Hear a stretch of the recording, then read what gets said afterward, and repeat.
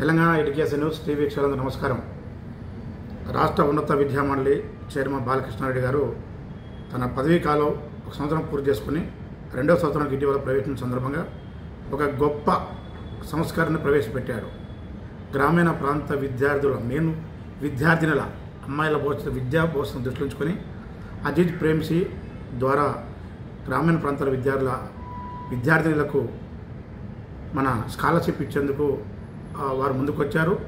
దానికి వెనుక వారి కృషి ఎంత ఉంది. ఈ సందర్భంగా ప్రొఫెసర్ బాలకృష్ణారెడ్డి గారి చేత ఈరోజు ఈ యొక్క కేవలం స్కాలర్షిప్ అంశం మీద మనం మాట్లాడడం జరుగుతుంది. కాబట్టి సార్ నమస్కారం. సార్ నమస్తే శ్రీనివాస్ గారు. సార్ ప్రధానంగా ఈ స్కాలర్షిప్ను మీరు ఎందుకు ఇవ్వాలనుకున్నారు సార్, చెప్పండి సార్.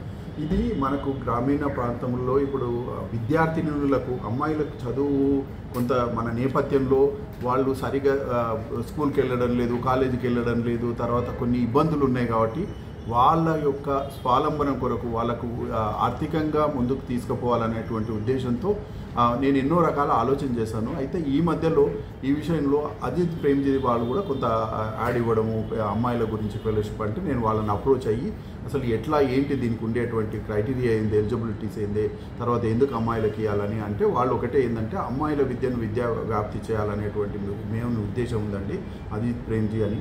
అయితే కాకపోతే వాళ్ళకు కొన్ని ఇబ్బందులు వచ్చినాయి, వాళ్ళకు ఫెలోషిప్ ఇవ్వాలి కానీ మాకు ముందుకు పోవాలంటే మాకు ఎవరిని అప్రోచ్ కావాలో తెలియట్లేదు. అంటే అప్పుడు నేను పేపర్ వాళ్ళని అందరినీ పిలిచి ఈ రకంగా మనం చేస్తే బాగుంటుందనే ఉద్దేశం పెట్టి పేపర్లో రావడం, తర్వాత 15,000 మంది అమ్మాయిలకు అజిత్ ప్రేమ్జీ వాళ్ళు ఫెలోషిప్ ఇవ్వబోతున్నారు. అయితే మన తెలంగాణ అమ్మాయిలకు సార్ అర్హత ఏం కలిగి అర్హత ఏంటంటే రెండు ఒకటి అమ్మాయిలై ఉండాలా, వాళ్ళు గ్రామీణ ప్రాంతంలో చదువుకొని ఉండాలి. అంటే ఏంటంటే వాళ్ళ హై స్కూలు జెడ్పీహెచ్ఎస్ ఉండాలి, గవర్నమెంట్ జూనియర్ కాలేజ్ చదువుకొని ఉండాలి.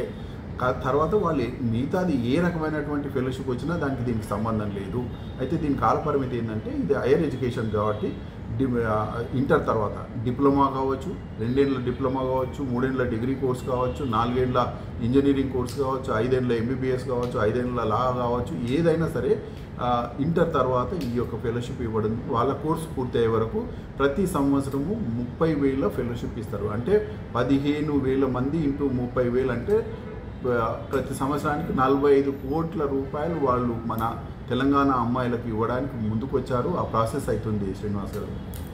సార్ ఇప్పుడు కోర్సులు అన్ని రకాల కోర్సులకి ఇస్తారు సార్, దానికి ఎలాంటి వయోపరిమితి ఏమైనా ఉంటుందా సార్?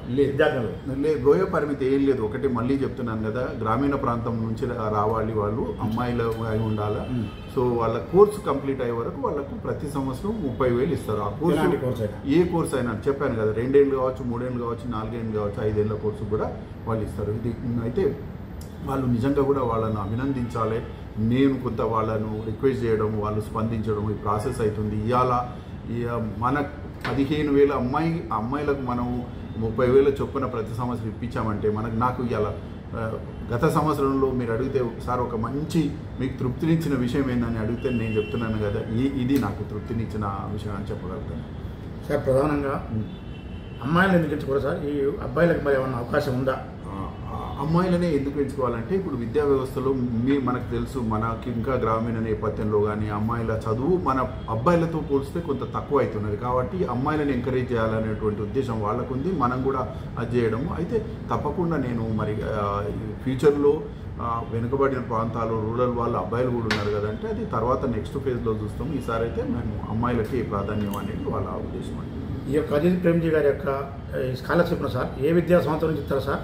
వాళ్ళు ఎలాంటి సర్టిఫికేట్ తయారు చేసుకోండి సార్? ముందస్తు మీరు వాళ్ళు ఎలాంటి సర్టిఫికేట్ తయారు చేసుకోండి? ఏం లేదు, అయిపోయింది, అప్లై చేశారు, మననే అయిపోయింది. 15,000 మంది అంటే 15,000 పై చిల్లరగా అప్లై చేశారు. వాళ్ళకి ఏంటంటే ఆధార్ కార్డుతో అనుసంధానం చేసి వాళ్ళ యొక్క బోనఫైడ్ సర్టిఫికేట్, ఇప్పుడు స్టూడెంట్ అని నువ్వు ఎలా చెప్తావు పలాని కాలేజీలో జాయిన్ అయినా ఆ సర్టిఫికేట్ పెట్టి ఆధార్ పెట్టి బ్యాంక్ అకౌంట్ పెట్టారు.